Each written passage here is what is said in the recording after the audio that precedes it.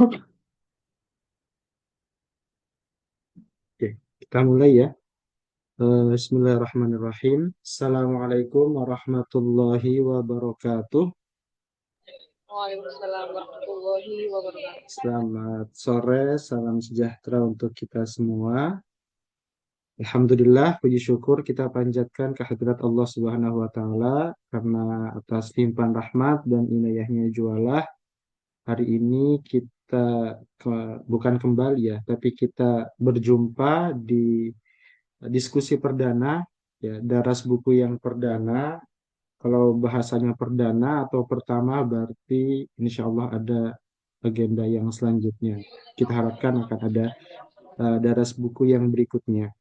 Karena ini daras buku yang pertama, saya juga mengajak teman-teman yang bergabung langsung hari ini di ruang Zoom atau yang nanti menyaksikan melalui channel YouTube atau Instagram. Jika nanti ada isu, topik, buku yang ingin didiskusikan atau bahkan ingin menjadi pemantik diskusinya, Daras Buku terbuka untuk mengajak teman-teman bisa mendaras buku bersama.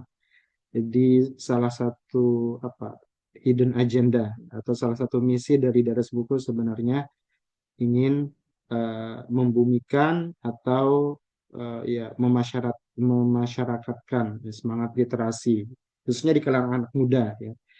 Nah, pada pertemuan yang pertama ini ya sebagaimana yang teman-teman sudah lihat ya di flyer, kita akan membahas atau mendiskusikan satu buku yang masih baru ya 2024, eh, diterbitkan diterbitkan di, aduh lupa penerbitnya ya, tapi ditulis oleh eh, penulis ternama yang membahas tentang new media ya, khususnya kajian Islam dan media baru, bagaimana Islam dikaitkan dengan fenomena-fenomena di dunia digital. Nah, sebelumnya perkenalkan saya Rahmat, host atau moderator pada sore hari ini yang akan menemani teman-teman untuk berdiskusi, dan nanti akan ada Iko ya, namanya di situ bisa dilihat Iko Riktik ya. Saya juga nggak tahu apa makna dari Riktik itu ya. Karena cukup unik menurut saya ya, anak Jawa Timur ya, dari Jawa Timur Surabaya, tapi namanya nama kekinian atau entahlah ya. Nanti bisa ditanya secara personal ke yang bersangkutan secara langsung. Nah, nanti kita akan bersama-sama membahas selama kurang lebih 1 jam ke depan tentang buku terbaru dari Gary Urban ini, yang belum lama juga dibahas atau beliau diundang ya untuk mengisi diskusi di Indonesia di Triple IU kalau tidak salah. Nah, nanti akan coba dibahas lebih dalam oleh Mbak Iko ya. Nah, sebelumnya eh, ada pepatah yang mengatakan tak kenal maka ta'aruf ya, ta'arufan ya. Mungkin beberapa teman di sini ada yang juga sudah kenal dengan Iko ya, ada juga yang masih baru ya. Nah, di sini saya eh, kenalkan sekilas ya siapa beliau. Sebentar. Nah, ini biografinya. Nah, CV ya, CV. Jadi Iko eh, itu alumni UIN Sunan Kalijaga, kebetulan satu alma mater dengan saya di pasca sarjana ya, mengambil program studi interdisipliner Islamic Studies. Hanya bedanya konsentrasinya ya. Kalau saya konsentrasinya di hermeneutics, Iko di kajian Timur Tengah.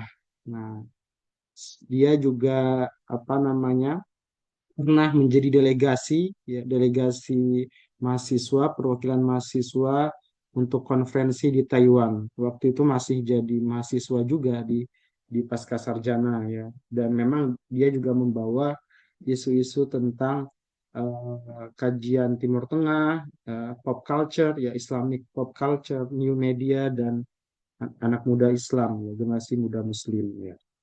Ini apa namanya pendidikannya ya, S2-nya di UIN Sunan Kalijaga, dan selama dia di UIN, ada banyak aktivitas kegiatan yang dia lakukan, ya aktif di KMP, ya ikut graduate forum dan seterusnya.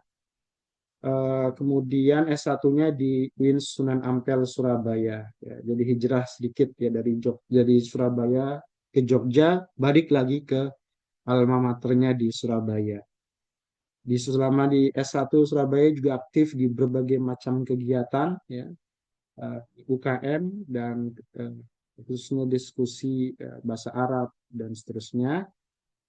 Pengalamannya juga saat ini mengajar ya sebagai dosen di UINSA Sunan Ampel Surabaya, juga dosen bahasa Arab, ya. Jadi Arab, Inggris ya, tidak usah diragukan lagi ya. Nah, publikasinya ini yang terbaru, ya, buku Sarangnya Fillah, ya. Entah pronounce-nya gimana ya, Sarangnya ya. Itu kalau tidak salah, ini berdasarkan tesismu nggak, kok? Yang Betul, Sarangnya betul. Fillah. Dikonversi jadi tesis. Dari tesis ya? Ya, dan masih terbit bukunya sekarang. Itu kemarin kan karena dapat nominasi tesis terbaik, jadi diterbitkan di Pasca. Jadi yang terbit ini ke Pasca dan terbatas jumlahnya. Terus didorong sih sebenarnya untuk diterbitkan di tempat lain. Tapi sampai sekarang masih belum ada girok. Oke. Ya, nanti apa namanya kita tunggu sarangnya yang berikutnya ya. Fandom-fandom yang berikutnya. Karena apa diskusi tentang sarangnya Villa ini atau K-popers atau ya isu-isu fandom T-Webs gitu ya. Itu juga salah satu perjumpaan saya dengan Iko ya. Eh, dari kelas New Media waktu itu kita nulis bareng tentang K-popers hijrah dari mata kuliah di di kelas ya. Kemudian diikutkan graduate forum KMP, Keluarga Mahasiswa Pasca Sarjana waktu itu. Kemudian lanjut di revisi, kita atur lagi sampai bisa akhirnya terbit di jurnal ya Masyarakat dan Budaya ini ya. Jadi ini salah satu kenangan lah ya, apa namanya jejak sunnah hasanah ya, jejak kebaikan selama S2 kemarin yang sebentar ya, tapi bisa menghasilkan K-popers hijrah. Nah, di K-popers hijrah ketika menulis K-popers hijrah ini juga lah saya terbuka dengan wacana-wacana kontemporer. Gunakanlah Al-Quran Rasum Utsmani Bagaimana supaya sama dengan tanda wakaf yang dipelajari. Nah, eh, Rasum Utsmani itu bagaimana Islam dielaborasi dengan dunia baru. Ternyata menarik dan luar biasa luas juga spektrum kajiannya ya. Dan kemudian baca-baca literatur termasuk karya-karya dari Giri Erban yang juga beberapa menarik untuk didiskusikan. Dan yang lain ini biografinya banyak ya, dia juga menulis di berbagai media, khususnya isunya spesifik memang ya. Jadi bagaimana new media, Muslim youth, ya, kemudian pop culture ya, isu-isu semacam itu yang memang juga kita lihat hari ini dunia sekarang mengarah ke sana ya. Kita tidak bisa menutup mata bahwa arah dunia hari ini dan masa depan yang akan berarah ke media baru yang sudah tidak baru lagi ya. Sudah menjadi media mainstream malahan. Media sosial hari ini sudah menjadi mainstream. Nah, yang akan kita bahas nanti dari buku terbarunya Pak Gary itu adalah bukunya Islamic Algorithm. Jadi algoritma Islam atau algoritma Islami. Apa sih sebenarnya Islamic algorithm itu? Ya, bagaimana kemudian algoritma-algoritma keislaman itu hadir di dunia maya dan mempengaruhi kehidupan keberagaman umat Islam hari ini ya. Pengetahuan, pengalaman, keberagaman kita hari ini itu sedikit banyak ditentukan dipengaruhi dari algoritma. Ya, itu setidaknya itu yang coba dibahas oleh Pak Gary di buku ini. Nanti Iko akan mengelaborasi lebih jauh ya. Tapi memang sebagai pengantar, sebelum saya berikan waktu kepada Iko, buku ini menarik untuk dibahas karena memang kita perlu melihat bahwa ada pergeseran ya secara radikal dalam tanda kutip di keberagaman kita yang kalau di era tradisional atau dulu ya zaman dulu beragama itu ya di masjid, di musola, di langgar, di tempat-tempat ibadah, tapi sekarang beragama itu sudah pindah atau masuk ke dunia baru ya dunia maya, dunia digital dan menjadi metaverse ya, menjadi dunianya sendiri yang menciptakan kekuatan, menciptakan pengaruh, bahkan menciptakan otoritas ya. Otoritas itu sekarang masuk dalam dunia baru dan kita tidak dalam konteks mana benar, mana salah, mana yang perlu dipertahankan, mana yang perlu ditinggalkan, tapi bagaimana kemudian kita melihat arah perkembangan itu sehingga nanti ya itu kembali ke diri kita masing-masing ya nantinya apakah kita mau terhegemoni dengan algoritma misalnya atau kita bisa hidup secara merdeka berdikari dengan prinsip-prinsip kita.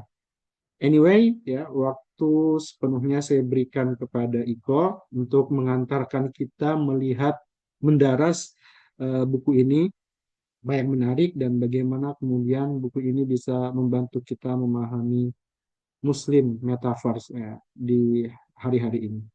Silahkan pada Iko waktunya. Nanti silahkan teman-teman 15-20 menit sebelum sesi berakhir jika ada yang mau didiskusikan bisa ditanyakan secara langsung maupun diketik di kolom chat.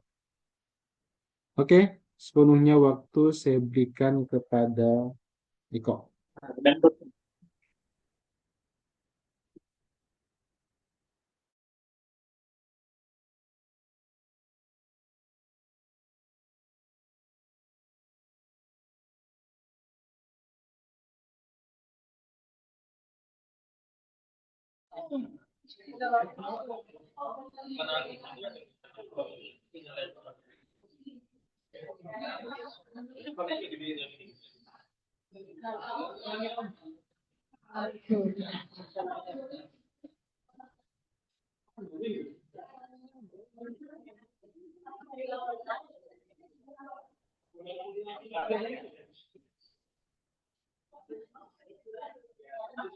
Oke, tes suara bagus nggak ya? Jelas suara saya. Halo, halo, halo. Iya, silahkan Iko. Oke, sebelumnya terima kasih Mas Rahmat sudah apa ya? Saya di sini sebenarnya diundang ya, ditagih gitu. Ayo kapan mau bahas gitu ya? Oke, bismillahirrahmanirrahim. Assalamualaikum warahmatullahi wabarakatuh. Oke, teman-teman, tadi kan sudah diperkenalkan ya. Mas Rahmat tadi sudah memberikan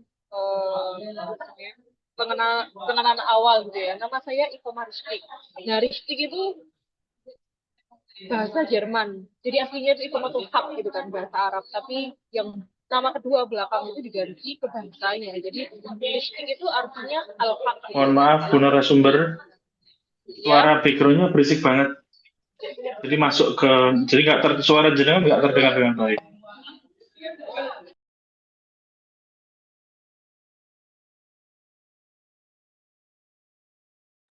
Terima kasih.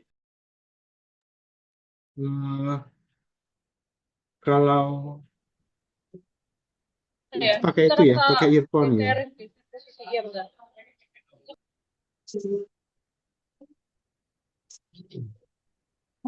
Nanti Ibu datang nelpon. Pohon dia. Kita tunggu sebentar ya, sembari otomatis Jadi nanti turun audionya. Siap.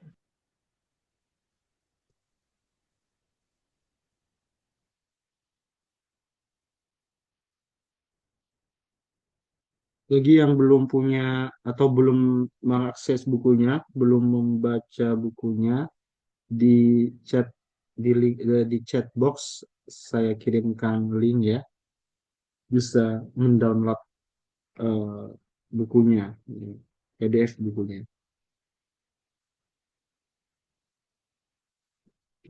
Nah, sembari Iko masih mencari tempat terbaiknya ya untuk eh,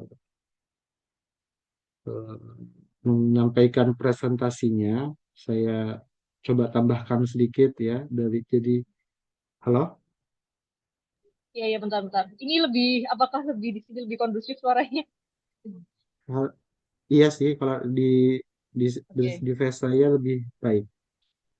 bentar. Kalau di teman-teman yang lain gimana?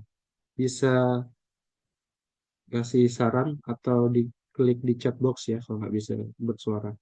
Tapi kalau di saya sih bagus sih. Iya, sudah Sudah terdengar. terdengar. Iya. Silahkan dilanjutkan Pak.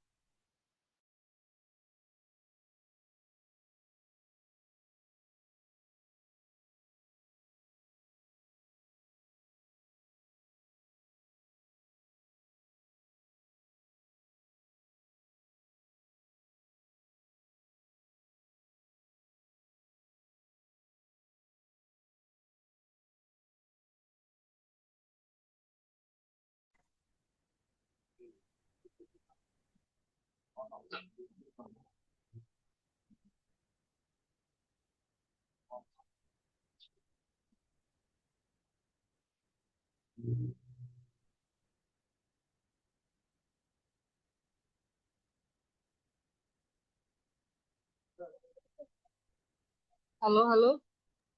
Iya, suaranya kedengaran tapi Oke. oke, ya sudah Layarnya PPT-nya kebuka nggak? kelihatan. Oke. Oke. Oke, Saya, sok saya silahkan. ulangi lagi ya. Oke. Ya. Bismillahirrahmanirrahim. Assalamualaikum warahmatullahi wabarakatuh. Waalaikumsalam warahmatullahi wabarakatuh. Oke, teman-teman. Saya memperkenalkan diri saya lagi ya. Saya Iko Mahristik, biasa dipanggil Iko. Iko Mahristik itu tadi kan Mas Rahmat menanyakan ya, nggak tahu kok bisa Ristik. Itu itu awalnya Ikomatul Haq gitu ya. Jadi full bahasa Arab, tapi al-haqnya itu diubah menjadi bahasa Jerman, jadi Ikomaristik seperti itu ya. Disclaimer aja. Oke, untuk kesempatan kali ini saya diundang Mas Rahmat, lebih tepatnya ditagih untuk apa namanya, merefleksikan dan berbagi apa yang sudah saya baca dan kemudian apa yang saya dapatkan dalam realitas kehidupan yang berkenaan dengan AI, Islam dan juga media media apa namanya media baru gitu ya. Nah itu kita kaji melalui buku terbarunya Pak Geribun. Nah Pak Geribun ini teman-teman bisa lihat di situ saya lampirkan fotonya sebelum bawa buku terbarunya beliau. Ini adalah Prof Geribun. Beliau itu sudah menerbitkan beberapa karyanya yang memang berfokus pada dunia virtual. Di sini ada virtual Islami, terus Hai Muslim, dan hashtag Islam. Nah, jadi kalau teman-teman mau mencari rujukan yang berkaitan dengan dunia virtual Islam, terus metaverse, AI, itu Pak Bun biasanya menjadi rujukan pertama, rujukan primer ya. Bisa membahas dan apa sih untuk apa namanya mendapatkan informasi yang berkaitan dengan hal itu gitu ya. Nah, lalu karena sekarang kita berfokus pada Islamic algorithm ya, ini ada beberapa highlight, ada beberapa poin yang dibahas di dalam buku ini. Yang pertama adalah mengkaji bagaimana Islam dan komunitas Muslim itu dipengaruhi dan dipresentasikan di ruang digital. Jadi bagaimana media itu kemudian mempresentasikan dan kemudian memotret gitu ya, memotret kehidupan komunitas Muslim, individu Muslim yang ada di ruang digital. Gitu. Terus yang kedua menjelajahi bagaimana media digital membentuk pengaruh agama seiring waktu dan ruang, serta mempertahankan warisan secara daring. Warisan itu maksudnya ada kultur ya yang kemudian terus berputar, terus tersirkulasi di dalam dunia digital. Yang ketiga, menyelidiki peran influencer kontemporer dalam membagikan perspektif mereka tentang Islam melalui platform digital. Kalau dulu itu kan awal-awal media sosial yang apa namanya yang sangat digemari karena dia itu bersifat visual, misalnya adalah Instagram ya. Instagram itu biasanya Instagram di awal-awal itu disebutkan kalau ada individu yang terkenal melalui Instagram, itu mereka kita sebutnya selebgram gitu kan, selebriti Instagram gitu kan. Namun semakin hari karena banyaknya media sosial, banyaknya platform media digital yang kemudian berkembang, nggak cuma Instagram gitu ya, yang berbentuk visual, ada juga misalnya TikTok, itu kemudian muncullah istilah lagi yang namanya influencer gitu kan, influencer yang mereka menyebarkan gagasan mereka, ide mereka gitu ya, melalui dunia digital. Lalu selanjutnya yang keempat, menyoroti hubungan antara pengaruh dan kerangka kerja modern untuk menyebarkan pengetahuan dan nilai Islam. Bagaimana sih hal-hal yang modern, hal yang ada di dalam dunia virtual, media sosial, atau yang berkaitan di dalam dunia digital yang dipandang modern, itu gimana sih Islam itu diaplikasikan di sana, atau direpresentasikan di ruang digital. Selanjutnya yang kelima, membahas algoritma Islam dan dampaknya terhadap wacana penelusuran di jejaring digital. Lalu yang terakhir, mempertimbangkan potensi cyber Islamic information atau CIE, dan metaverse di masa depan dalam membentuk identitas muslim dan gaya hidup Islam. Jadi inti dari buku ini itu adalah poin-poin itu ya. Nah terus gimana implementasinya atau macam-macamnya seperti apa sih? Next.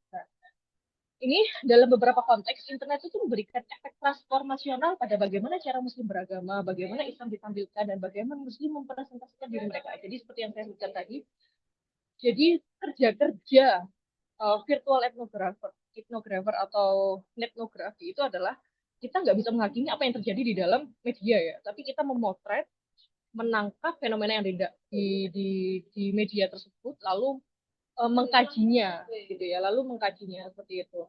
Lalu karena sifat dunia maya itu bisa berubah-ubah, dinamis ya, bisa berubah-ubah seiring perkembangannya, mempengaruhi kerja-kerja observasi daring, yaitu karena kerja-kerja netnografi atau internet etnografi atau virtual etnografi ya, dua term atau dua istilah ini memang secara substansial itu sama gitu ya. Itu karena saya juga lebih sering bekerja meriset dalam kerangka etnografi, itu cukup melelahkan, tapi di satu sisi cukup menyenangkan. Karena cukup melelahkan itu ya kita harus sering berkomitmen dan mantengin konten-konten yang disediakan, terus perubahannya seperti apa, pergeserannya seperti apa. Yang kedua itu enaknya hemat ya, karena kita nggak perlu terjun ke lapangan dalam dalam maksudnya fisik ya gitu. Jadi nggak perlu kemana-mana, hanya memotret fenomena yang ada di situ. Tapi kadang-kadang kalau kita melihat dari media itu kan berarti interpretasi kita ya. Jadi gimana kita memaknainya gitu, interpretasi kita. Yang kadang-kadang kerja-kerja seperti ini itu membutuhkan validasi gitu ya, membutuhkan konfirmasi kepada objek-objek atau subjek yang kita jadikan mereka, yang akan kita tuangkan mereka itu di dalam paper kita gitu ya, kira-kira seperti itu. Jadi mengasihkan gambar, terus menangkap tangkapan layar, terus memotret atau merekam, mengarsipkan gitu ya. Nah ini kalau kerja-kerja seperti ini misalnya menggunakan tools atau alat media sosial akunnya, kalau mengandalkan arsip-arsip di situ, ketika itu nggak di screenshot ya, kalau di screenshot kan berarti masuk ke galeri. Kalau cuma diaktifkan aja, terus waktu akun yang biasa kita buat alat untuk meneliti itu dihack atau diretas, itu wassalam. Dan itu terjadi ke saya seperti itu. Jadi ya itu minus plusnya ya. Nah terus sebelum kita mengenal istilah metaverse, itu ada istilah namanya cyberspace, jadi ruang siber atau ruang digital gitu ya. Nah sebenarnya apa sih perbedaannya cyberspace sama metaverse? Nah kalau secara substansial maknanya tidak berubah, melainkan adanya pergeseran luas dalam berinteraksi dengan teknologi. Kelak tema ini akan bisa berganti dan dianggap kuno. Dulu ketika tema awal yaitu cyberspace ini muncul di permukaan, itu kan wah cyberspace gitu, wah ada ruang cyber gitu kan, itu sesuatu dunia yang lain, dunia yang kita nggak secara fisik tapi non fisik gitu kan. Terus ternyata berkembang lagi yang cyberspace itu kemudian bergeser, lahirlah metaverse. Nah istilah metaverse itu kan pertama kali muncul ketika ketika Facebook itu menggandeng Instagram, terus jadinya metaverse gitu, meta gitu kan. Itu yang pertama kali muncul ke publik ya. Nah tapi ada perbedaan yang tipis antara cyberspace sama metaverse. Kalau metaverse itu dia more kompleks, dia lebih kompleks dan sulit untuk didefinisikan, dan belum ada definisi yang paten. Ini menurut pernyataan yang disampaikan oleh Pak Bun ya di dalam itu. Jadi definisi metaverse itu bisa beragam tergantung pengembangnya siapa dan juga teorisnya yang mau mendefinisikan istilah ini seperti apa gitu ya. Nah terus ada cyberspace, ada CIE tadi ya. CIE itu Istilah yang pertama kali muncul pada tahun 2000 menggambarkan keberagaman dunia maya yang terus berkembang. Terminologi ini tidak menutup kemungkinan akan bergeser atau ganti istilah lain. Jadi CIE cyber lingkungan Islam cyber gitu itu yang pertama kali muncul tahun 2000-an gitu kan, menggambarkan keberagaman, yaitu bisa termasuk dunia digital, medsos dan lain sebagainya, di mana aktivitas beragama itu juga terjadi di ruang digital gitu. Selain Pak Bun itu sebenarnya juga ada punyanya Heidi Campbell. Heidi Campbell juga punya buku Digital Religion ya. Dan bahkan ada perkembangannya lagi. Sekarang ada World of Religion gitu, saya lupa, ada buku yang terbaru seperti itu. Kita lanjut next. Nah, kalau sudah ada cyberspace, ada metaverse, ada juga yang namanya algoritma di dalam kerangka dunia digital itu. Nah, algoritma masa lalu kadang menentukan kehidupan kita di masa mendatang. Misalnya gini, seperti yang tadi diceritakan Mas Rahmat, bahwasanya saya adalah mahasiswa kajian Timur Tengah, mahasiswa KTD. Tapi kok bisa ya tesis saya berkaitan dengan K-pop gitu kan? Itu juga algoritma itu juga terjadi gitu ya. Itu menentukan masa depan saya kemudian yang ternyata ya itu hal lain takdir gitu kan. Itu terjadi ketika akun media sosial saya itu, jadi gini teman-teman, di Pasca itu kita sering beberapa kali mengkaji tentang akun-akun dakwah yang ada di media sosial. Nah, karena mempelajari itu, saya pun juga kerap gitu ya follow akun-akun yang berkaitan dengan dakwah di media sosial. Nah, suatu hari muncul momentum ketika algoritma itu di dalam akun Instagram saya itu terjadi, udah semuanya berwarna dakwah semuanya. Ternyata pada satu momen itu ada kemudian muncul namanya akun Instagram XK Wafers. XK Wafers ini X extraordinary, K ini Korean Wafers. Jadi penggemar Korea. Dan di situ muncul akun dakwah yang memberikan warna, atau akun dakwah yang mereka itu berusaha menampung anak-anak pencinta K-pop Muslim gitu kan, anak-anak Muslim yang suka K-pop gitu. Jadi bagaimana mereka bernegosiasi, bagaimana mereka itu, aku pengen tetap suka sama K-pop tapi nggak mengurangi loh, bisa loh nggak mengurangi apa namanya imanku kepada Allah gitu, nggak mengurangi aktivitas atau kesalehanku gitu ya, seperti itu. Jadi algoritma itu mengubah saya, dan setelah XKBFers muncul ya, ada namanya akun serupa K-popers hijrah yang kemudian ternyata mereka terafiliasi dan berkelindan gitu ya. Jadi muter di situ, itu algoritma gitu kan.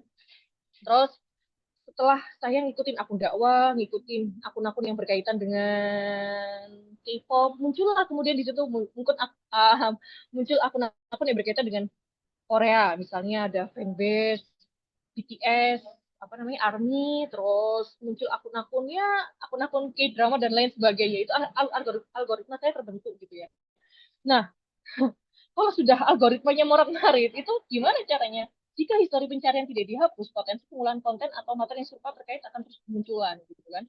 Itu juga terjadi ketika misalnya di media sosial, entah itu YouTube, biasanya teman-teman suka lihat podcastnya si A gitu ya, nanti akan muncul podcast yang serupa gitu kan, atau yang berkaitan. Seperti itu algoritma. Nah, algoritma Islam sebagai sebuah metafora perangkat influencer yang berdampak pada pemahaman Islam setelah mencakup kerangka matematik komputer, itu yang terjadi seperti pengalaman yang saya sampaikan tadi. Nah, itu kan juga algoritma Islam itu juga atau algoritma itu juga berkaitan dengan adanya pengaruh AI ya, atau kecerdasan buatan. Nah, kalau teman-teman mau menggunakan AI itu, atau mau apa ya, minta fatwa atau mencari nasihat berkaitan dengan agama dengan AI itu, jangan ditelan mentah-mentah gitu ya, karena AI itu juga buatan manusia gitu kan, wajar manusia gitu kan, bukan nabi. Dan itu terjadi ketika ya sebelum ada ChatGPT atau AI yang lain, itu sebenarnya juga sudah pernah terjadi kesalahan-kesalahan, misalnya dalam konteks kesahihan hadis dulu ya, ketika ternyata hadis ini dhaif gitu kan, hadis ini tidak sahih karena ada isnadnya yang masih diragukan gitu kan. Ya itu ya itu kan namanya juga manusia, bukan nabi boy gitu kan. Itu teman-teman. Nah, lanjut. Nah, terus di dalam dunia digital ada namanya, tadi kalau tadi di dalam konteks Instagram ada selebgram dulu, kemudian sekarang justru term atau istilah yang lebih berkembang atau lebih familiar terdengar oleh kita itu ada influencer gitu ya, influencer A, influencer B gitu kan. Nah, influencer itu apakah selalu individu? Tidak. Nah, influencer itu bisa berangkat dari individu atau lembaga gitu ya, atau organisasi. Artinya bisa bersifat individu atau eh, apa komunitas gitu ya. Nah, kalau ini individu yang memanfaatkan potensi dan mengoptimalkan media daringnya agar orang lain membeli atau tertarik pada produk atau konten yang mereka sajikan. Nah, dibandingkan istilah selebriti, influencer lebih identik dengan media sosial. Kalau selebriti kan biasanya old media atau media lama ya, misalnya kayak TV gitu kan, yang biasa kita kenal si A itu selebriti ya dari TV kan, dulu seperti itu. Nah, tapi kalau dalam konteks kerangka media sosial atau media digital itu influencer ya, seperti itu. Nah, mereka ini influencer itu mereka menyajikan konten yang ada di media itu ya kadang-kadang ya nggak kadang-kadang bahkan nyaris semuanya itu ada orientasi orientasi ekonomi gitu ya ada sesuatu yang mereka tawarkan gitu ya untuk bertahan hidup ya jadi mereka mengoptimalkan medianya mendesain medianya untuk bisa menari followers atau menari audiens supaya tertarik. Kalau kalau udah sering tertarik, konten itu sering dibuat gitu ya secara konsisten, kan ada engagement yang naik gitu ya. Nah, influencer itu juga ada apa namanya klasifikasinya dibagi. Ada makro influencer, mikro influencer dan bahkan nano influencer.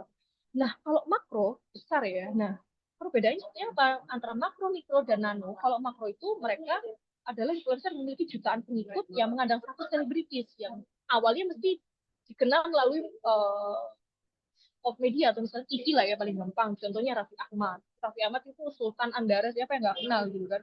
Bahkan kayaknya hampir semua generasi mengenalnya gitu kan Raffi Ahmad. Itu bisa kita kategorikan makro influencer ya. Ini contoh yang saya bikin sendiri. Saya membayangkan siapa ya kira-kira makro influencer itu seperti itu.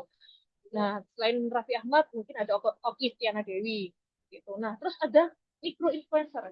Nah, mikro influencer biasanya datang dari kalangan non selebriti atau regular people, orang orang biasa ya, yang mereka itu dikenal karena punya passion atau punya fokus tertentu gitu.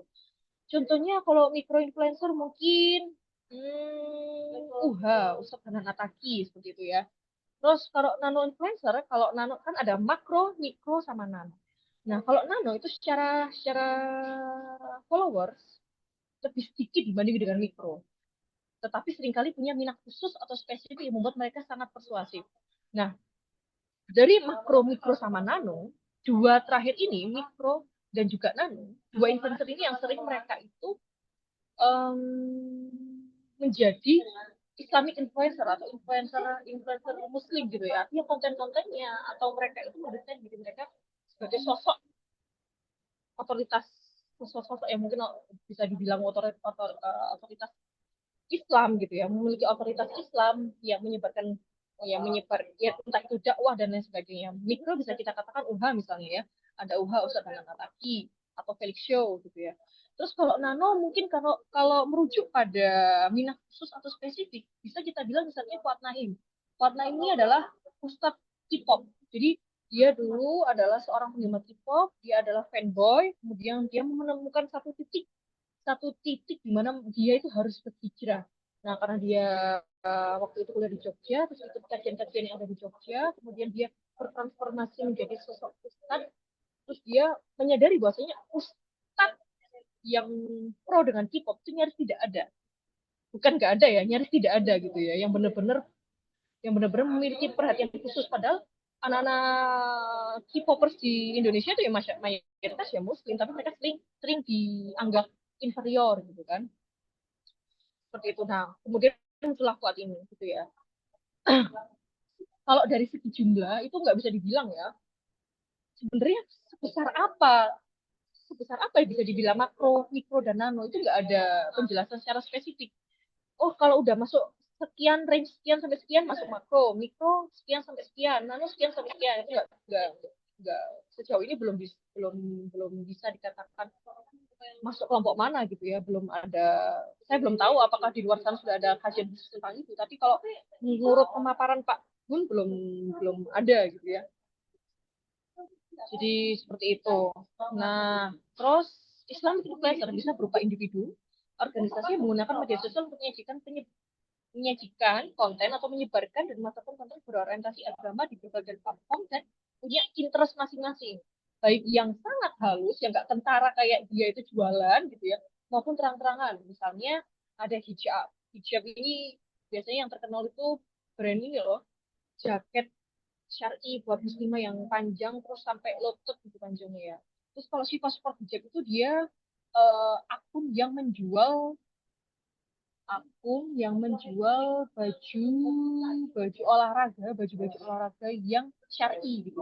Karena si founder atau si owner itu dulunya adalah mahasiswi yang jurusan apa? Jurusan pendidikan olahraga, kemudian memiliki keresahan karena dia nggak bisa sepenuhnya sekolah dengan pakaian baju olahraga yang kebanyakan itu nggak sesuai syariat menurut dia ya. Artinya itu mepet gitu kan, apa namanya, ketat seperti itu. Makanya dia membuat itu, dan itu juga ada diselip-selipkan dakwah yang ada di dalam kontennya, baik saat jualan di dalam kotak box yang mereka kirimkan kepada pelanggan atau pembeli itu ada narasi-narasi dakwahnya seperti itu ya. Lanjut. Sekarang kita lanjut next. Oke, selanjutnya ada interpreting digital Islam and Muslim gitu ya. Interpretasi Islam digital dan Muslim itu dalam media digital seperti apa? Identitas Muslim tidak terikat pada garis yang kaku dan tetap, tetapi bisa dipengaruhi oleh berbagai faktor yang memungkinkan adanya perubahan, percampuran, dan ambiguitas. Alih-alih Muslim itu menerima begitu saja, mereka berusaha menemukan kembali dan menginterpretasikan, artinya itu mereka selalu melakukan negosiasi. Negosiasi dan juga hibridisasi ya. Oh, kayak gini tuh nggak bisa kalau di dalam Islam, karena kita sebagai Muslim, identitas kita Muslim, jadi harus kita sesuaikan, ambil yang cocok untuk agama kita, yang enggak ya tinggalkan seperti itu ya.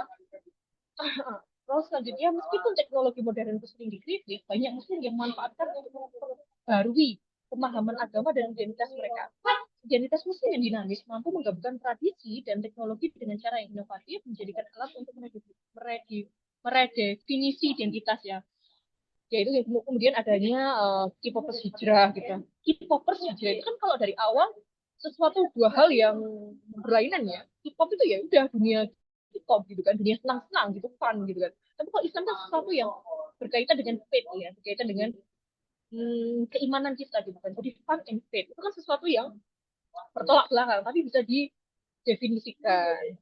Bisa, ternyata mereka ini anak-anak yang bergabung dengan K-pop hijrah bisa menjadi agen gitu kan, agen baru Islam gitu kan. Terus ada juga misalnya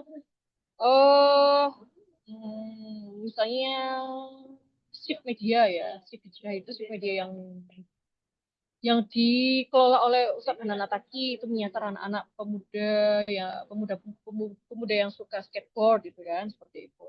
Nah, Ustadz Hanan Ataki pun ketika dia mau berdakwah masuk ke segmen anak muda itu dia belajar untuk gimana caranya main skateboard ya. Dan bahkan dia juga mengubah tampilan dia, yang dia kan alumni dari Al-Azhar gitu. Alumni dari Al-Azhar yang waktu di awal tuh dia berpakaian pakai jubah gitu kan, pakai kaos. Tapi karena dia segmennya itu adalah kemudian berkembang, dia menyasar anak muda sekitar Bandung, anak muda Bandung, yang mana itu skena gitu ya. Jadi dia mengubah penampilannya, terus dia belajar skateboard dan habitus anak muda lainnya gitu ya. Jadi ada negosiasi yang terjadi gitu ya. Ya di beberapa kelompok, karena di kelompok lain misalnya di gerakan Islam lain misalnya, mungkin kalau Salafi bisa jadi berbeda gitu. Lanjut kita. Nah, terus bagaimana dengan penyesuaian metodologi kajian Islam daring? Seiring dengan perkembangan yang terus berlanjut dan adanya perubahan baru, metode kajian Islam daring juga ikut menyesuaikan, salah satunya dengan memotret wacana dan arus informasi yang mungkin tidak dianggap penting oleh si pembuatnya, tapi penting bagi pengkaji Islam daring. Tujuannya adalah untuk memahami perkembangan dan tren yang bisa dikembangkan dari studi yang ada. Seperti yang tadi saya sampaikan, sifatnya itu dinamis, kapanpun bisa tiba-tiba shutdown, kapanpun bisa tiba-tiba menghilang, diretas, gitu ya. Jadi perlu untuk punya arsip manual, dalam artian itu foto, tangkapan layar atau merekam ya, rekaman seperti itu. Karena waktu em, saya menulis K-pop Hijrah bersama Mas Rahmat itu kejadian. Jadi ketika proses menulis artikel itu revisi ya, waktu itu udah revisi, tengah revisi, kemudian ketika revisi kan juga sempat ngecek akun media sosial, akun Instagramnya K-pop Hijrah, ternyata di situ nggak bisa diakses. Dan ternyata usut itu diretas gitu kan. Akhirnya ya kami sebagai pengkaji media atau pengkaji ini, K-pop Hijrah dalam konteks ini ya, dilampirkan saja di paper itu bahwasanya durasi atau apa namanya, penggalian data ini dilakukan dari tanggal sekian sampai sekian. Dan pada masa revisi ternyata mengalami akun yang sedang kita kaji itu mengalami peretasan oleh orang yang tidak bertanggung jawab, dan K-pop Hijrah kemudian membuat akun baru seperti itu. Jadi kerja-kerja etnografi jujur seperti itu ya, menyampaikan seperti ini gitu. Itu tantangannya ya. Akun Instagramnya K-pop Hijrah yang kita jadikan objek ternyata diretas. Dan untungnya masih punya arsip gitu ya, masih ada tangkapan layar, screenshot yang masih disimpan, dan ya karena memang fokusnya di durasi yang sebelum di hack itu terselamatkan. Kalau misalnya itu hanya mengandalkan konten-konten yang ditampilkan tanpa di screenshot, alamat itu nggak tahu, mungkin banyak hal yang harus dimanipulasi kan, seperti itu. Nah, terus ya, studi atau pengkajian di dalam media digital itu juga nggak cuma memotret aja ya, atau memotret screenshot, merekam, tapi juga ada belakangan ini ada apa namanya, perkembangan ada loh cara yang untuk kita itu bisa mengkaji di ranah digital dengan platform, dengan tools ini, dengan alat ini, dengan alat itu. Nah, itu kan salah satunya bisa kita dapat dari apa namanya, lokakarya gitu ya, dengan mengikuti lokakarya. Nah, misalnya yang 2 tahun belakangan ini tuh ada digital humanities, jadi ada lokakarya digital humanities yang diprakarasai di Indonesia ya, diprakarasai oleh Triple IU, Universitas Islam Internasional Indonesia, itu di bawah FIS, Fakultas Islamic Studies, Faculty of Islamic Studies, itu mereka berusaha memperkenalkan digital humanities itu, yang di dalamnya juga ada tentang Islam, bagaimana pengkajian Islam di dunia digital, ya, seperti itu. Jadi kalau mau mengkaji seperti itu ya harus update gitu ya, kita harus mengikuti tren-tren, mengikuti cara-cara perkembangan yang baru mengkaji Islam seperti apa. Karena ya berlomba-lomba, karena medianya, karena teknologinya juga semakin berkembang. Seperti itu. Lanjut. Nah, dalam konteks digital itu nggak cuma menyebarkan dakwah juga, tapi itu juga menjadi alat untuk berjihad gitu ya. Misalnya teman-teman bisa melihat ketika 7 Oktober 2023 ya, kalau nggak salah 7 Oktober 2023 itu kan 2023 itu kan ramai Gaza diluluhlantahkan lagi lah. Kemudian muncullah narasi-narasi untuk menyerang psikologis tentara IDF, Israeli Defense Force ya, melalui cara-cara doxing, melalui cara-cara ya nggak tahu kok bisa gitu ya caranya. Kemudian mereka itu, anak-anak ini yang tergabung di Julid Fisabilillah, TNI, IJF, itu melakukan kerja-kerja seperti itu ya, hacking ya, doxing juga seperti itu.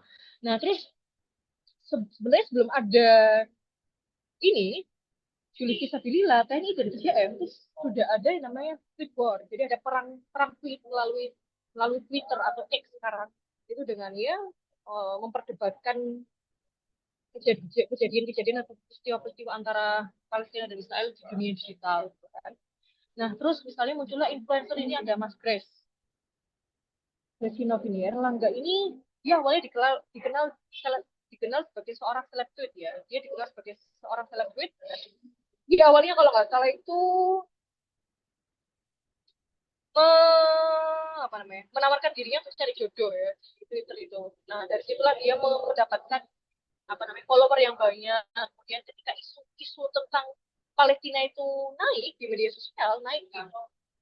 sosial, itu kemudian entah bagaimana muncullah narasi-narasi, misalnya komunitas-komunitas gitu ya, volunteer atau kerja-kerja sukarela untuk melakukan jihad, tapi di ranah digital. Misalnya ada narasi misalnya julid fisabilillah, itu kan diambil dari jihad fisabilillah karena ini julid. Kenapa kok julid? Itu alasannya yang pertama karena julid itu netizen Indonesia itu kan dikenal sebagai netizen yang tidak sopan, netizen yang tidak sopan, entah nomor satu atau nomor dua di dunia, pokoknya yang paling nggak sopan gitu kan. Makanya mereka pakai istilahnya julid karena melakukan doxing gitu ya, melakukan doxing, terus menjelek-jelekan dan lain sebagainya. Karena itu mereka yakini, mereka mungkin bahasa ini adalah kalau kita nggak bisa berjihad langsung ke Palestina atau ke Gaza, ya udah kita jihad dengan alat yang kita punya, yaitu media sosial gitu kan. Nah kemudian muncullah gerakan julid fisabilillah yang kemudian terfragmentasi. Ada TNI, Tentara Netizen Indonesia. N-nya bukan negara ya, tapi jadi netizen karena mainnya di medsos. Kemudian ada muncullah IJF. Nah, IJF ini counter naratif dari IDF, Israel Defense Force. Kemudian muncullah Indonesia Julid Force, julid lagi karena mainnya di media sosial dan menjelekkan orang-orang yang pro dengan Israel gitu. Nah, Mas Grace ini ternyata semakin kesini dia apa namanya? Kasarnya menjual buku ya, dia menjual buku dengan judul Julid Fisabilillah lah. Julid Fisabilillah. Dia mengeluarkan buku yang mana pasti kalau ya pasti kan ada duitnya gitu ya. Julid Fisabilillah. Jadi itu satu dari sedikit contoh bahwa influencer itu ya salah satunya dia pasti mengambil cuan ya dari engagement atau kerja-kerja dia di digital seperti itu. Contoh dari Ichikan. Lanjut ada selanjutnya tentang pendekatan otoritas keagamaan. Kalau kita berbicara atau mendiskusikan tentang media sosial dan agama itu nggak akan lepas dengan yang namanya otoritas Islam. Ustadz ya, Ustadz itu kan kalau dulu Ustadz bisa dipanggil Ustadz itu karena dia memiliki latar belakang keislaman. Dia pernah belajar secara formal di pesantren atau sekolah Islam secara intensif gitu. Nah, tapi dengan adanya media, kemudian si ini si A punya punya followers yang banyak, terus followersnya loyal dan konten-konten yang diberikan si A ini sebagai otoritas agama itu ditaati, nah itu atau didengar gitu ya, dianggap tuh jadi sosok yang dianggap otoritatif gitu. Nah, tantangannya adalah tantangan dalam membangun dan mempertahankan atau memaintain otoritas sistem digital membutuhkan waktu dan sumber daya untuk menciptakan ruang digital itu interaktif sehingga terciptanya pengikut yang loyal dan menemukan momentum yang pas. Salah satunya dengan rajin mengunggah konten supaya tidak kehilangan engagement dan juga menaikkan traffic. Makanya biasanya kalau sudah seorang konten kreator sudah jarang terlihat, jarang mengupload atau bikin IG story itu kan bisa dilihat ya di apa namanya itu traffic di akunnya itu bisa kurang di situnya bisa berkurang. Kemudian selanjutnya internet membuka peluang untuk mengeksplorasi dan mengikuti keyakinan atau praktik agama tidak ditutup oleh halayak luas di dunia nyata. Misalnya kayak gini, komunitas cadar itu kalau di dunia nyata artinya di secara fisik itu kan orang menganggap bisa berkaitan dengan atau bisa dianggap seperti sesuatu seperti radikal atau ekstremis gitu kan. Tapi dengan adanya media itu menjadikan mengapa ya berusaha memberikan citra atau bisa memberikan image bahwa ini loh ada loh apa namanya komunitas cadar itu nggak seperti yang kalian bayangkan. Komunitas cadar itu seperti ini. Nah itu mengedukasi masyarakat atau netizen melalui media sosial. Itu sesuatu yang jarang kan awalnya.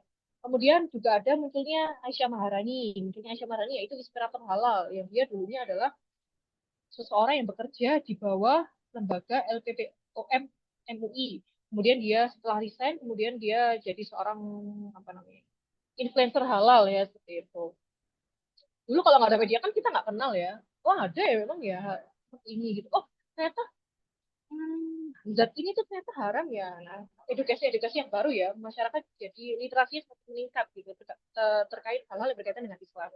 Kemudian juga ada Kalis misalnya, Kalis yang dia sebagai seorang aktivis feminis Muslim itu dulu mungkin jarang ya visibilitasnya itu jarang ada sosok feminis muslim itu mungkin dianggap berbeda. Tapi sekarang banyak sudah sudah banyak ya yang apa namanya menggencarkan narasi-narasi atau gagasan-gagasan feminis muslim seperti itu.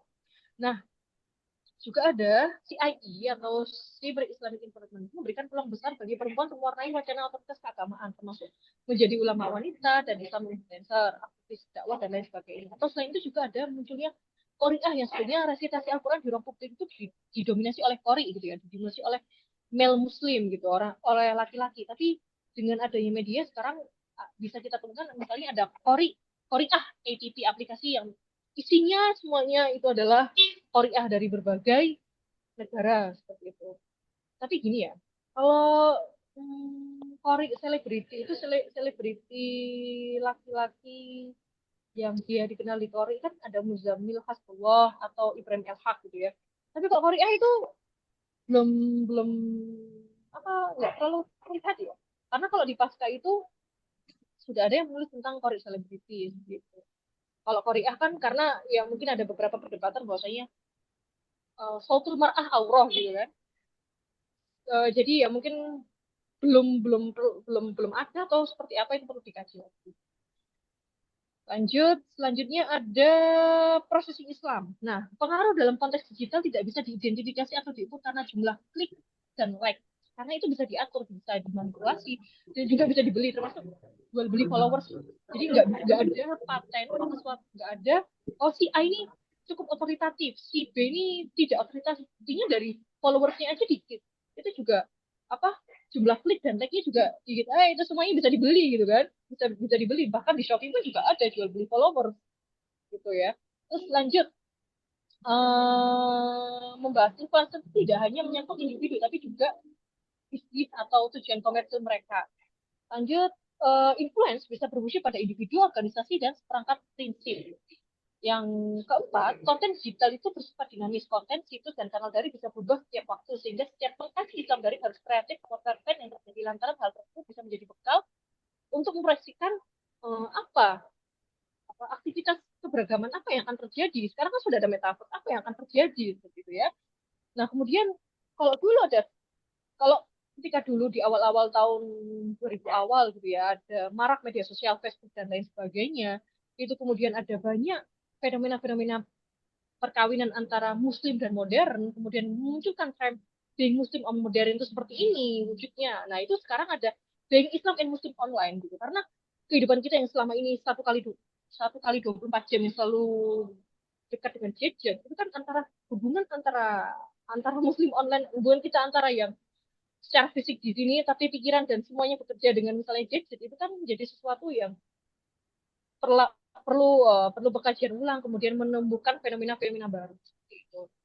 Nah, dengan adanya media sosial, para influencer menunjukkan identitas yang cair, tidak kaku dan kosmopolitan yang mereka itu bisa beradaptasi dengan berbagai kultur yang baru. Misalnya, oh kalau di Instagram itu kulturnya seperti ini ya, orang-orangnya netizennya seperti ini. Oh kalau di TikTok seperti ini gitu. Ada karakter yang berbeda. Itu asumsi yang terjadi ya di dalam media sosial gitu. Nah, selanjutnya ada algoritma Islam dan juga masa depan Muslim Metaverse. Al-Quran sebagai wahyu dari Tuhan yang diterima oleh Nabi Muhammad melalui malaikat Jibril dapat dianalogikan sebagai kode sumber Islam yang diteruskan melalui CIE. Kemudian wahyu ilahi atau ayat-ayat Al-Quran itu kemudian kan disebarkan, di forward, di share di media sosial, misalnya dijadikan status Facebook, dijadikan konten di Instagram. Jadi sesuatu yang sakral kemudian disebarkan, diinterpretasikan lagi seperti itu. Lanjut, sementara pengalaman dalam metaverse melalui penggunaan kacamata VR terhadap pengalaman religius, misalnya melalui penggunaan kacamata religius virtual masih menyisakan pertanyaan besar. Nah, itu nanti saya kasih slide berikutnya ada tentang VR ya. Nah, AI itu menawarkan potensi konstruksi bentuk-bentuk baru lingkungan Islami seperti penggambaran artistik, musik, futuristik dalam lanskap yang terinspirasi dari filmnya. Ini misalnya saya menggunakan ilustrasi dari Net AI ya. Jadi sekalian menerapkan gimana sih misalnya menggunakan Net AI itu coba bikin ilustrasi yang menggambarkan masjid futuristik Seperti itu. Nah, ini muncul seperti ini ya. Muncul seperti itu. Terus lanjut, algoritma Islam akan terus memberikan dampak dan pengaruh terhadap wacana dan pemahaman umat Islam dari generasi ke generasi. Jadi kapan sih puncak dari adanya algoritma Islam atau dari puncak dari segala hal yang terjadi di dunia digital dan berkaitan dengan agama itu seperti apa puncaknya? Tidak ada puncaknya, itu akan terus berkembang terus ya. Seperti itu. Nah, contohnya virtual reality journey ini juga bagian dari pengalaman saya karena saya juga karena konsekuensi mempelajari media media digital atau budaya pop itu saya juga coba gimana sih emang kalau misalnya VR journey itu seperti apa. Nah, ini virtual reality journey yang ini saya lakukan VR journey di Jogja, di Real Masjid Jogja. Itu mereka punya di dalam Real Masjid sebelahnya itu ada kayak studio seperti ini. Ini 5D. Jadi di kursi ini 5D ya, ini 5D. Jadi kita itu ketika masuk di situ disuruh milih mau pakai film apa. Jadi di situ ada beberapa film yang durasinya kurang lebih 8 menit rata-rata. 8 sampai 11 menit, tapi yang 11 menit itu hanya satu judul film yaitu kalau nggak salah tentang Moses. Yang lainnya rata-rata 8 menit. Itu ada yang berbahasa Arab, bahasa Inggris juga bahasa Indonesia gitu ya. Nah, kalau 5G ini di dalam masjid yang selalu ada di Jogja itu di mana ya? Di Ring Road kalau nggak salah. Itu biayanya sekitar 120.000 satu film.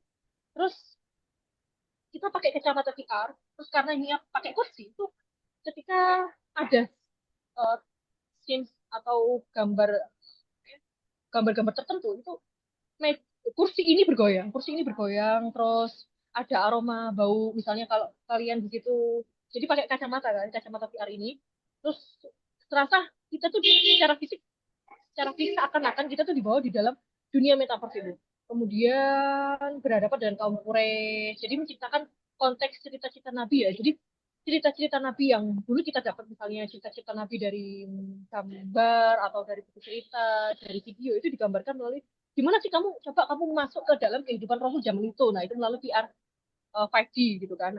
Jadi ada baunya, bau wangi misalnya ketika kalian mendekati Ka'bah atau mendekati tempat-tempat tertentu itu akan bau wangi. Bener itu bau wangi. Dan kemudian kita kayak dibikin uh, waktu itu saya juga coba pernah milih yang Isra Mi'raj. Jadi kayak kita itu dinaikkan pesawat terus ditarik ke atas, ke bawah, dan itu benar-benar bikin pusing. Jadi setelah 8 menit berlalu, kacamata dilepas, kursi sudah berhenti, itu saya dan teman saya ini merasakan hal yang apa ini kok pusing ya? Iya kak, memang pusing karena memang ada efek-efek itu padahal 8 menit itu sudah dipercepat oleh developernya. Jadi sebenarnya itu lama, tapi karena ada efek bikin mual dan pusing itu makanya dipersingkat jadi 8 menit gitu. Itu penuturan dari adik-adik yang ada di apa namanya yang ngurusi virtual reality show-nya itu. Nah, waktu selesai 5G itu ternyata ada roadshow. Jadi virtual reality VR journey bersama Rasulullah itu juga mereka melakukan keliling kota di beberapa titik ya. Salah satunya waktu itu ada di Surabaya. Waktu di Surabaya karena ini kan berat ya kursinya. Jadi ketika roadshow itu kursinya nggak dibawa, yang ada cuma 3D. Nah ini adik saya suruh untuk dia ikut terus saya minta testimoninya karena yang ikut 5D itu bermacam-macam generasi mulai dari bocil-bocil sampai nenek kakek itu juga ada ya dan mereka kalau teman-teman bisa lihat di apa namanya media sosialnya itu ulasan-ulasannya banyak mereka sampai nangis, banyak mereka sampai terharu perjuangan Rasul seperti itu. Nah yang seperti ini itu mengubah apa ya pengalaman-pengalaman keagamaan masyarakat Muslim gitu ya, masyarakat Muslim yang sekarang ada di dunia metaverse gitu ya, yang kita kenal ada yang melalui 5G dan 3D ini seperti itu. Bedanya kalau ini kan kursi nggak bisa diputar ya, jadi ya secara harga juga berbeda. Ini kalau nggak salah 60.000. Yang ini 5G itu 120. Tapi kalau roadshow mungkin harganya bisa lebih naik. Seperti itu teman-teman. Seperti itu ya. Sekian. Saya juga pernah menuliskan tentang ini, tapi menuliskan tentang merefleksikan tentang pengalaman saya dan juga bacaan saya tentang Islamic algorithm ini yang juga ditulis oleh Pak Kun. Kemudian saya coba refleksikan dalam sebuah tulisan yang bisa teman-teman kunjungi di sini.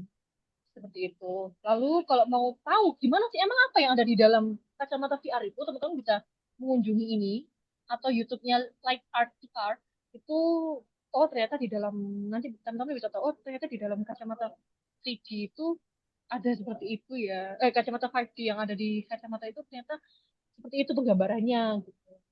Itu ya. Cukup, terima kasih. Sudah. Gamsahamnida ya. Karena tadi di awal bahasnya K-popers ya. Terima kasih Iko ya, luar biasa tadi ada banyak hal yang disampaikan terkait dengan eh, bagaimana kemudian eh, algoritma Islam itu muncul, lahir dan berkembang sampai tadi juga dibahas ya harapan atau masa depan. Kira-kira ada nggak sih masa depannya? Ya masa depannya ya ya akan terus ada dan terus berkembang ya, terus trial and error, terus berkembang, bahkan bisa jadi nanti suatu saat tidak perlu ada lagi mufti atau mujtahid ya, person, personally ya manusia, semua bisa dijawab atau disampaikan oleh EA misalnya. Ketika informasi-informasi, data-data yang disampaikan, yang diterima oleh EA itu bisa diperbarui terus-menerus misalnya. Nah, itu jadi tantangan sekaligus refleksi kita ke depan ya sebagai manusia menghidupi nilai-nilai kemanusiaan ya. Itu memang perdebatan itu robot, kecerdasan buatan dan bagaimana eksistensi manusia di masa depan. Oke, ini sebenarnya sudah selesai waktunya tapi kita bisa perpanjang 10-15 menit ya sembari menunggu waktu maghrib untuk wilayah saya di sini mungkin sekitar 20 menit lagi akan maghrib ya. Jadi paling lambat 20, lebih 20 menit kita selesai kan Zoom-nya ya. Ini ada pertanyaan di chat box dari Kak Kifti ya. Izin bertanya, ada ada nggak ya data yang menunjukkan adanya kehadiran dakwah di sosmed itu menambah jumlah muslim yang convert dari non-Islam ke Islam karena jadi mungkin dapat hidayahnya melalui media sosial ya. Jadi hidayahnya tidak dari masjid tapi dari media sosial mungkin dengan kajian Ustadz Hanan Ataki atau yang lain. Itu satu mungkin kita tampung dulu ya Iko ya. Ini ada lagi KAFD ya, raise hand. Silahkan KAFD bisa perkenalan singkat, nama dari mana dan pertanyaannya singkat juga. Silahkan Kak. Baik, terima kasih. Nggih, baik, terima kasih Pak Rahmat dan Mbak Iko. Saya Ahmadi dari UIN Radit Masai Surakarta. Ini menarik sekali tentang dunia keislaman dan digital yang semakin berwarna dan liar lah. Pertanyaan saya begini, sebenarnya kemunculan ya terlepas dari yang sudah makro influencer ya, ada mikro, ada nano, itu tuh dorongan kebutuhan pasar secara organik atau memang ada orang yang punya riroh, semangatnya tinggi, terus dia pengen membentuk ceruk dengan bergandengan tangan dengan orang yang bisa diajak gandeng misalnya, terus membentuk ceruk baru dalam dunia metaverse keislaman gitu. Jadi lebih ke inputnya itu input yang seperti apa? Apakah memang di balik itu ada semangat atau mungkin good propaganda atau memang wah pasar maunya kayak gini, orang maunya kayak gini, ayolah. Nah, termasuk tadi bilangnya kan tidak benar-benar ada pendakwah dari kalangan K-popers sehingga muncul. Nah, itu kan kalau itu lebih ya barangkali bisa disimpulkan permintaan pasar, tapi apakah lebih dominan mana antara permintaan pasar kah ataukah ada orang yang memang bersemangat terus terjun, ayo kita gebuk rame-rame dunia digital sehingga kita menciptakan ceruk yang baru yang bisa dilihat oleh banyak orang gitu. Terima kasih. Oke. Ya, silahkan langsung aja Iko. Oke, yang ini dulu ya, buru lupa. Jadi kalau misalnya saya sepanjang saya mengamati terus mendalami isu yang ada di dunia digital, kemudian merefleksikan, saya kira itu beragam ya, tergantung interestnya, tergantung keperluan mereka. Mungkin ada yang memang menyetel atau mendesain, aku mau jadi pendakwah, gitu kan? Aku mau jadi pendakwah supaya ini kayaknya sekarang kan gini ya, Jadi profesi content creator itu sesuatu yang memungkinkan untuk saat ini gitu kan. Jadi YouTuber aja uangnya kayak banyak daripada jadi ini daripada jadi itu gitu kan. Seperti itu. Jadi eh influencer yang muncul di media sosial yang kita kenal saat ini saya kira diverse gitu ya. Saya kira beragam interestnya tergantung kepentingan mereka masing-masing. Mungkin ada yang pure cari duit, ada yang pure dakwah, ada yang menggabungkannya, dan memang ada yang melihat itu sebuah potensi gitu. Seperti tadi misalnya kalau Fortnite karena ini misalnya dalam konteks Fortnite ya karena saya kasih Fuad. Fortnite ini menurut penuturannya dan juga penggalian informasi yang saya gali dari berbagai sumber karena waktu itu untuk riset tesis itu dia memang ada merasakan apa ya, merasakan panggilan hati karena ketika dia menjadi seorang K-popers itu eh, penceramah itu beragam responnya. Ada yang boleh kamu tetap boleh suka, tetap boleh suka K-pop, tetap boleh ngikutin K-drama, tapi jangan meninggalkan ngajimu, jangan sampai membuat sholatmu itu sampai terlewat seperti itu. Ada yang memang benar-benar misalnya dari kalangan salafi haram, tidak boleh ya, K-pop itu tidak ada manfaatnya. Ada yang salafi seperti itu.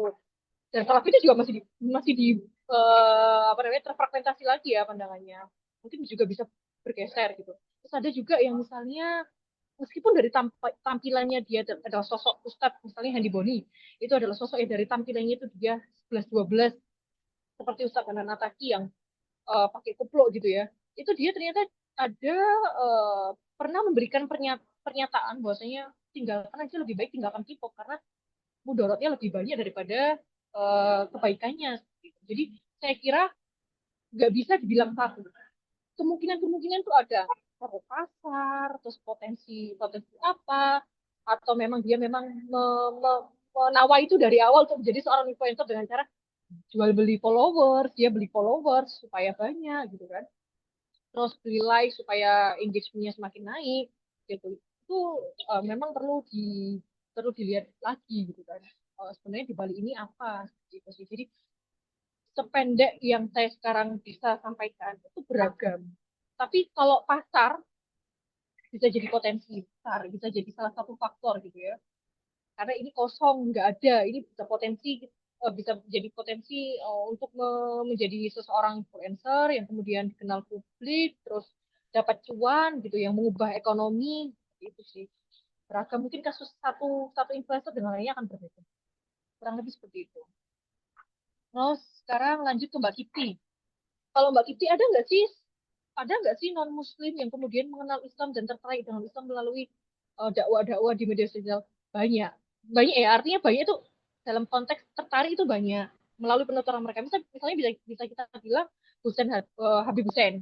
Habib Hussein itu pendengarnya pun audiensnya juga nggak cuma Muslim kan, beragam. Ada yang karena memang dia juga sebagai tokoh moderasi, jadi algoritmanya juga terbentuk kan. Dia kalau collab sama apa namanya collab sama tokoh tokoh agama Katolik, tokoh agama ini, agama itu, kemudian ya itu kan pasti mengubah mengubah apa namanya mengubah algoritma yang kemudian audiens yang tertarik dengan Islam kan gini ya eh, dakwah yang ada di media sosial tuh kayak pasar jadi kita bisa pilih oh mau yang ini cocok sama aku yang ini nggak cocok aku lebih cocok sama ini kayaknya yang ini nggak make sense jadi cocok-cocokan like and dislike gitu kan seperti itu terus bahkan ada juga yang namanya lembaga mualaf center jadi mualaf center ini yang mereka berusaha untuk apa namanya, merangkul mualaf-mualaf ya. Karena mualaf itu kan biasanya mereka kalau setelah bukan bergeser artinya setelah login ke Islam mereka mungkin akan mendapatkan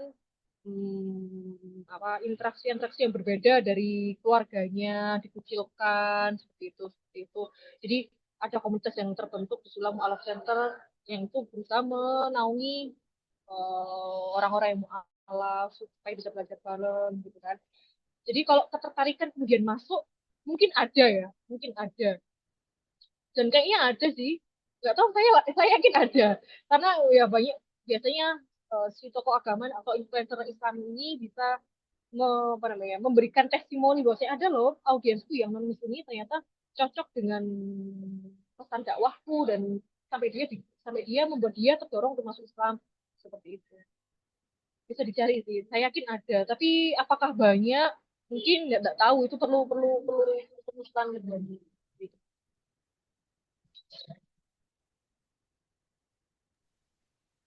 Kan sih kok gimana tadi tanggapannya? Ada mau memberikan respon singkat dari Kak Ifti atau Mas Mas siapa tadi? Sorry namanya. Ahmadi, bagus kok. Oh iya Mas Terima Madi. kasih Iya. jawabannya. Iya. Terima kasih. Oke, yang lain apakah masih ada? Oke, kalau tidak ada, kita cukupkan ya. Silahkan teman-teman yang lain baru tahu ada Mualaf Center. Ya, banyak ya sebenarnya kalau di media sosial apa namanya tadi juga Iko sebutkan misalnya ada Julid Fisabilillah, ada tren K-popers hijrah atau apalah namanya sekarang saya juga kurang tahu dan bisa jadi ada anime hijrah misalnya yang hijrah dari anime. Who knows ya, bisa jadi tapi saya nggak tahu. Atau misalnya hijrah-hijrah yang lain ya. Jadi ada pemuda hijrah ya kan dan seterusnya. Tapi anyway, apa yang tadi sudah disampaikan Iko tadi bisa jadi refleksi kita, kita bisa mempertanyakan kembali juga belajar ya bagaimana kemudian eh, kalau dari film di Netflix ya, sosial dokumenter, sosial dilema. Kalau teman-teman ada yang pernah nonton, di situ ada satu poin penting bahkan ketika anak-anak apa anak dari staff atau yang pendiri Google dan seterusnya Microsoft gitu ya yang mereka kerja di sana justru tidak memberikan gadget kepada anak mereka apalagi media sosial karena memang hari ini algoritma tadi kata kunci penting ya. Eh, Mungkin kalau dulu orang akan terpengaruh dengan kiai atau habib atau sosok ustadz tertentu yang dia sering ikuti kajiannya di masjid setiap minggu misalnya, atau dari pesantren mana. Hari ini kalau kita lihat keberagaman seorang itu sangat dipengaruhi bagaimana algoritma media sosialnya ya. Algoritmanya terlalu fokus pada satu isu tertentu misalnya itu akan menjadi atau mempengaruhi dia dalam beribadah, dalam berperilaku, dalam bahkan preferensi politik dan seterusnya. Jadi itu penting bagaimana mempelajari algoritma, termasuk algoritma Islam yang diperkenalkan oleh Pak Gary. Tadi ada pertarungan wacana, ya konteks Israel Palestina misalnya hari ini kita lihat bagaimana media media sosial juga berperang. Jadi tidak hanya di Gaza sana, tapi juga di media sosial kita berperang wacana, memperebutkan wacana. Tapi di sisi lain ada juga keragaman wacana dari eh, algoritma tadi, yang selama ini misalnya cadar dipahami kaku rigid, ternyata ada juga yang garis lucu misalnya organisasi sosial kemasyarakatan misalnya saya juga ada menulis walaupun belum sempat jadi paper belum sempat jadi jurnal ya ketika di Pasca itu akun tiga media sosial akun NU Muhammadiyah dan Salafi Salafi Indonesia Bertauhid NU Online Muhammadiyah Lensamu jadi tiga akun itu. Nah sekarang bisa juga misalnya melihat ada NU garis lucu Muhammadiyah garis lucu misalnya dan seterusnya. Jadi pada akhirnya memang kalau Pak Quraish Shihab punya wacana membumikan Al-Quran, bisa jadi ke depan bukan hanya membumikan Al-Quran, tapi memvirtualkan Al-Quran. Yang tadi disampaikan Iko di akhir, ya bagaimana kemudian pesan-pesan ilahi itu yang termaktub, suci itu kemudian dimasukkan ke dalam dunia digital yang profan, ya tidak lagi sakral. Jadi dunia digital yang semua orang bisa berkomentar, semua orang bisa menafsirkan, dan pada akhirnya dakwah itu ya memang spiritnya spirit prophet ya spirit kenabian tapi juga bisa menjadi spirit profit ketika kemudian bertarung dengan AdSense, cuan dan seterusnya ya. Jadi bahkan bisa jadi terakhir kalau tadi di akhir ARV ya ARV apa Virtual apa reality, virtual VR. VR, sorry ya, virtual reality ya VR, bisa jadi nanti ke depan akan ada haji virtual misalnya ya. Jadi orang yang tidak punya uang cukup misalnya bisa melakukan ya. Entah sekarang sudah ada kok, Tapi belum ya? sempat Umroh. jadi wacana waktu itu. Oh, Sempat sempat jadi wacana waktu itu, waktu COVID itu kan. Tapi ya pro dan kontra. iya. Banyak yang kontra. Mungkin di satu Susah sisi juga tahu memang. nih nggak mau kehilangan uangnya ya gitu kan. Kan cuman banyak itu kan sekali haji berapa.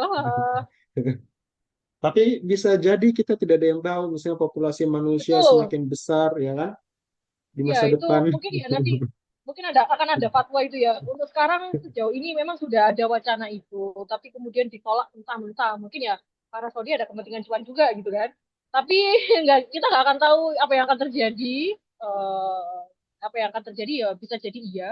Makanya dari Pak Bun ini kan Pak Bun tuh memberikan bikin buku ini tuh untuk memproyeksikan metaverse, dunia metaverse Islam ke depannya seperti apa. Jadi melalui buku ini untuk kita memproyeksikan tuh kira-kira seperti apa seperti itu. Ya, begitu. Jadi teman-teman tidak ada kesimpulan, tapi diskusi daras buku kita kali ini setidaknya bisa menstimulus kita untuk terus belajar bahwa dunia digital itu dunia yang penuh perubahan, ya. Tidak statis, tidak stagnan, dia dinamis sekali. Hari ini besok bisa berubah dan terus berubah. Maka manusia yang bisa beradaptasi dengan di era digital adalah manusia yang terus mau belajar ya. Jadi jangan berhenti untuk belajar ya. Itu mungkin kata kunci daras buku pada sore hari ini ya, untuk kita bisa terus belajar beradaptasi dengan perkembangan digital tapi tidak dimanipulasi, dihegemoni atau bahkan diatur oleh dunia digital oleh algoritma. Oke, terima kasih banyak Iko atas waktu dan kesempatannya untuk berbagi ya. Nanti suatu saat kalau ada buku-buku terbaru lagi bisa kita diskusikan. Terima kasih banyak juga teman-teman yang sudah bergabung dari awal sampai akhir. Ya, saya juga menginformasikan kembali bagi teman-teman yang mau sharing buku atau berbagi inspirasi buku yang sudah dibaca, silahkan bisa didiskusikan. Kalau mau jadi pemantik untuk daras buku yang berikutnya, kami juga terbuka, daras buku terbuka. Bisa bergabung di WhatsApp group yang sudah saya share linknya di chat box ya. Nanti bisa melanjutkan diskusi Islamic algorithm atau juga diskusi-diskusi daras buku yang lainnya. Dan insya Allah besok kita akan ada diskusi daras buku juga, agak ya isunya isu-isu populis ya, kesehatan mental, yang akan mengulas bukunya Henry Manampiring. Silahkan teman-teman yang ada waktu bisa bergabung, nanti flyer informasinya bisa di-share di media sosial Daras Buku. Sekian dan terima kasih. Mohon maaf jika ada kata-kata saya sebagai moderator yang kurang berkenan dari awal sampai akhir. Sampai di sini Daras Buku kali ini. Mendaras buku menjadi perilaku. Kita jumpa lagi di lain kesempatan. Saya akhiri. Nasrul minallah wa fathun qarib wa basyiril mu'minin. Assalamualaikum warahmatullahi wabarakatuh. Waalaikumsalam warahmatullahi wabarakatuh.